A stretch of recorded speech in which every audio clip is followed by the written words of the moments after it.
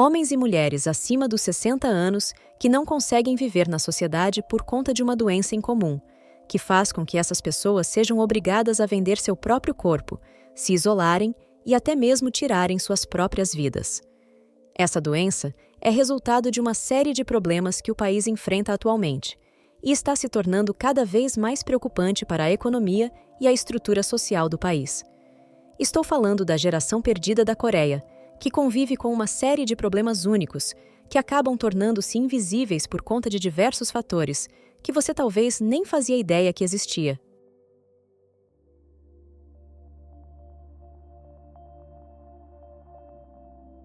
De acordo com informações do Banco Mundial, a Coreia do Sul está passando por um processo de envelhecimento acelerado. Isso significa que, em breve, haverá uma grande proporção de pessoas com mais de 65 anos no país, chegando a um estimado de 20%. O que é ainda mais preocupante é que quase metade dos idosos na Coreia do Sul vive em condições de pobreza, sem acesso a recursos financeiros, economias pessoais adequadas ou redes de apoio. Mesmo que alguns deles recebam alguma forma de pensão, muitas vezes isso não é suficiente para cobrir suas necessidades básicas, resultando na dependência do apoio financeiro de seus familiares para as despesas do dia a dia. Essas são as vidas de alguns dos idosos aqui, cujas histórias inspiraram um filme que tocou profundamente as emoções das pessoas. The Bacchus Lady é uma obra-prima cinematográfica sul-coreana que narra a vida de uma idosa solitária obrigada a se prostituir em parques públicos como meio de sobrevivência. Segundo Chung Chang-yoon, o padre da igreja, as experiências reais de alguns idosos são refletidas com precisão no filme. A Coreia do Sul abriga uma considerável população idosa que enfrentam problemas graves como a solidão, doenças e carecem de apoio familiar, tornando-se desprovida de assistência. Alguns lugares estabelecidos por ONGs, como este espaço, têm como objetivo principal oferecer ajuda a essa população. Nos últimos 17 anos, a Igreja da Solidariedade Universal para o Envelhecimento acolheu mais de 10 mil idosos em condições precárias. A prostituição é ilegal na Coreia do Sul, mas é comum ver senhoras de idade mais avançada esperando por clientes em parques, assim como relatado no filme. As opiniões das pessoas sul-coreanas em relação a essas mulheres são variadas. Algumas as consideram prejudiciais à cultura do país, enquanto outros veem essas mulheres de idade como um problema social que precisa ser tratado. Um levantamento feito no país afirmou que cerca de 5 mil idosos na Coreia do Sul cometem suicídio a cada ano, o que equivale a quase 14 por dia. Isso coloca o país com a maior taxa de suicídio entre as nações desenvolvidas, e, possivelmente, do mundo. A demência também é um problema. Quando um marido ou esposa fica doente e não pode mais cuidar do outro, em alguns casos trágicos, eles podem decidir encerrar a vida do parceiro. Houve um caso em que um marido pôs fim à vida da esposa e depois tentou tirar a própria vida, mas falhou. Ele não foi condenado à pena de morte. Em vez disso, foi preso por 3 anos. A sociedade não pode culpá-lo completamente, já que as condições sociais o forçaram a agir dessa maneira. É verdadeiramente vergonhoso que essas tragédias estejam realmente acontecendo. A demência é uma preocupação crescente na Coreia do Sul. Segundo o relatório de 2022 do Ministério da Saúde e Bem-Estar, 1 em cada 10 sul-coreanos com mais de 65 anos sofre dessa condição. Em 1986, havia 935 mil pacientes com demência com mais de 65 anos no país, e até 2050, esse número deverá aumentar para 3.150.000 pessoas. Para lidar com essa questão, o governo sul-coreano implementou centros de cuidados para demência em todos os 25 distritos de Seul. Kim Cheon, diretor adjunto de um desses centros, explicou que pessoas com 60 anos ou mais são incentivadas a realizar testes. O processo de diagnóstico começa com uma análise detalhada do histórico médico da pessoa e entrevistas destinadas a avaliar a probabilidade da doença, seguidas por testes mais específicos. Não podemos afirmar que esse problema social que envolve a população mais velha e os idosos é culpa do governo e da sociedade, pois trata-se de um tema complexo e as suas causas são diversas. Com o passar do tempo, essas pessoas envelhecem, enquanto as dinâmicas econômicas e sociais avançam rapidamente. Elas estão diante de uma séria ameaça de pobreza, em grande parte devido a um mercado de trabalho que incentiva a aposentadoria precoce, resultando em economias insuficientes para sustentar uma qualidade de vida adequada no contexto econômico atual e futuro. O maior desafio ao lidar com a sociedade envelhecida na Coreia do Sul, especialmente um problema de saúde ameaçador como o Alzheimer, não é o dinheiro, mas a atitude. Muitas pessoas entendem que o Alzheimer é uma condição normal que ocorre com o envelhecimento. Mas na Coreia do Sul é um pouco diferente, pois muitas pessoas de idade avançada se negam a fazer exames e começar um tratamento, pois as pessoas diagnosticadas com algum tipo de doença mental são mal vistas pela sociedade. E como você deve saber, o seu status na sociedade é uma das coisas mais importantes da sua vida. Esse é um pensamento padrão na maioria dos países asiáticos, onde a opinião das outras pessoas chega a ser mais importante que a sua própria opinião a respeito de si mesmo. Esse pensamento coletivo também é um grande responsável por tornar a Coreia do Sul um dos países mais competitivos do mundo. Lidar com o envelhecimento da população é um desafio comum em muitos países desenvolvidos. No entanto, na Coreia do Sul, esses desafios assumem características distintas e únicas que os diferenciam de outras sociedades. Isso se deve ao fato de que o envelhecimento da população no país está intimamente ligado à solidão e à pobreza entre os idosos. Se o sistema econômico e social da Coreia do Sul seguir sua trajetória atual, o ideal de envelhecer com dignidade, cercado por familiares, gozando de boa saúde e paz, pode continuar sendo um objetivo difícil de alcançar para a população idosa. Agora, vamos viajar para o passado para entender como o país passou de um povo agrícola para se tornar uma das nações mais desenvolvidas do mundo.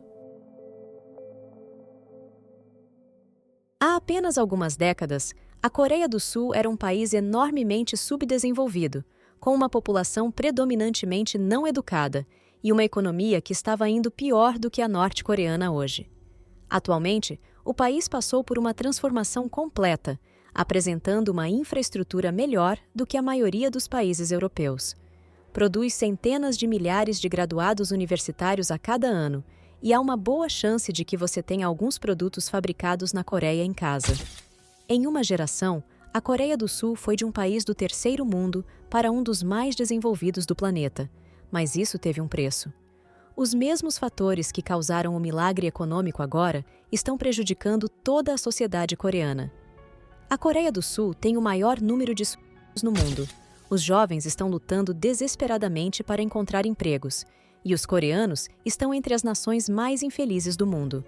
Na década de 1950, a posição inicial da Coreia não era ideal.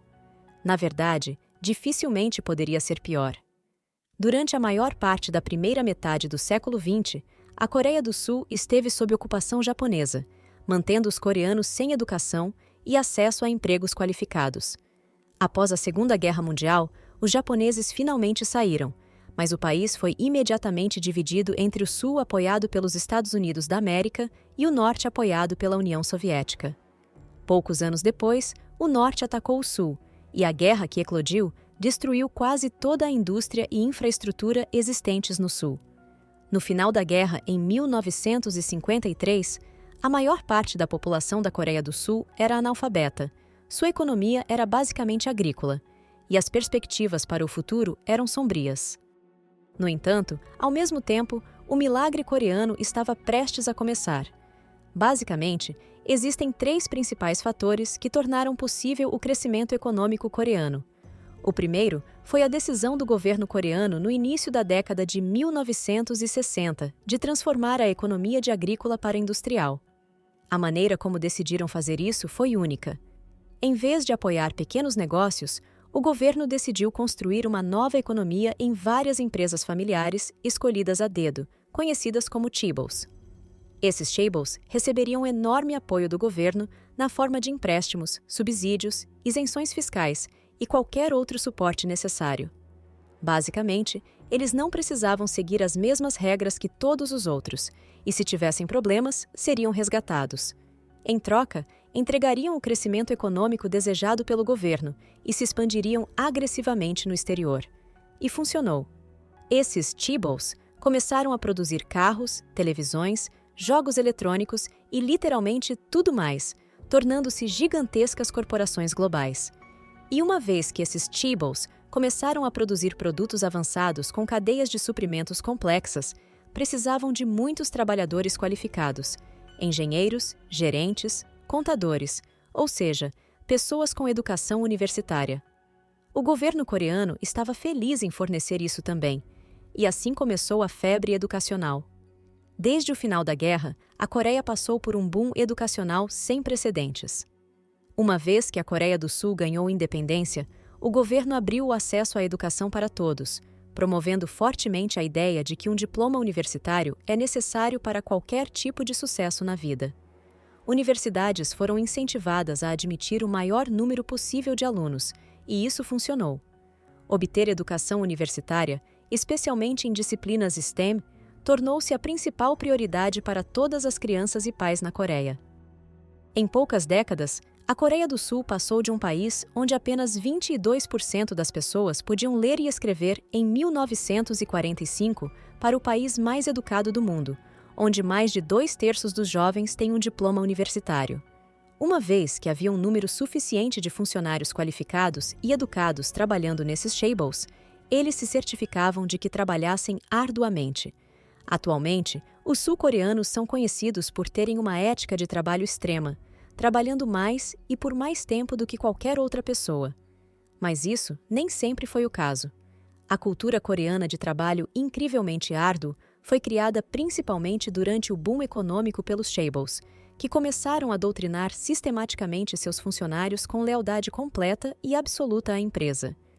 A ideia era que não era apenas um emprego, era um compromisso absoluto com o sucesso da empresa, e a empresa vinha em primeiro lugar antes da família, vida pessoal, tempo livre ou qualquer outra coisa. Seu trabalho era sua vida. Tornou-se comum passar horas extremamente longas no trabalho, trabalhar à noite e nos fins de semana, e passar tempo com seus colegas de trabalho depois do expediente. Esse sistema, de certa forma, funcionou. Os sul-coreanos agora trabalham mais horas do que literalmente qualquer outra nação desenvolvida no mundo, e sua dedicação foi uma das coisas que ajudou a iniciar o boom econômico. Então, qual é o segredo do milagre coreano? O segredo está nas empresas gigantescas e que dominam o mercado com apoio do Estado, e numa população onde quase todos têm educação universitária e uma cultura de ética de trabalho extrema. No entanto, se tudo isso parece ter funcionado, onde está o lado sombrio disso tudo? Qual o preço a Coreia do Sul pagou para manter esse sistema funcionando? A verdade é que, apesar de esses fatores terem ajudado no crescimento econômico incrível da Coreia do Sul, a longo prazo se mostrou muito prejudicial e tóxica. Para a economia, pode parecer muito vantajoso, mas essa cultura de trabalho está destruindo a sociedade coreana de dentro para fora. Há um paradoxo interessante quando se trata de chaebols na Coreia do Sul. Juntos, eles representam cerca de 85% do PIB do país. Apenas a Samsung, por si só, representa quase 20% de toda a economia sul-coreana. No entanto, os chaebols representam apenas cerca de 10% dos empregos na Coreia do Sul. O motivo é simples. Ao longo dos anos, eles se tornaram muito bons em crescer sem precisar realmente contratar muitas pessoas novas. Como disse um professor de economia da Universidade Nacional de Seul, as grandes empresas dominaram um modelo de negócios para sobreviver, sem impulsionar a contratação para economizar dinheiro. E embora em um momento a Coreia do Sul tivesse muitos empregos e poucas pessoas qualificadas, hoje a situação é completamente oposta. Devido ao sucesso da febre educacional na Coreia, as universidades coreanas agora estão formando centenas de milhares de graduados universitários a cada ano. Esse ambiente torna extremamente difícil para os formandos encontrar empregos após a formatura. Os graduados universitários na Coreia do Sul enfrentam um índice de desemprego mais alto do que pessoas sem diploma universitário, o que é inédito em qualquer outro lugar do mundo.